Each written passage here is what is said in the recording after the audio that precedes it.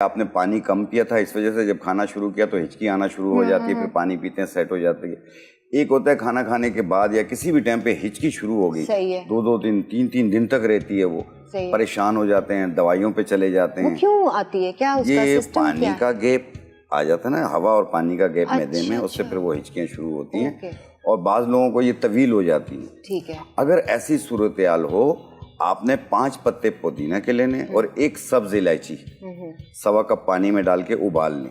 अच्छा। फिर इसे उतार के नीम गर्म या ठंडा करके 2-3 घूंट पी लें, यानी आधा कप। ठीक है। आधा कप 2 घंटे के बाद पी लें। वो जो पहला आप आधा कप पियेंगे उसी में आपकी हिचकी तकरीबन सही हो जाएगी। मतलब ये एक टोटका है भाई, ये कर लें अगर हिचकियां बेहतरीन है ये। अच्छा। और अगर देखें थोड़ा थोड़ा फिर भी हो रहा है तो 2 घंटे के बाद आप बाकी का आधा कप भी पी लें, खराब थोड़ी होता है। सही है।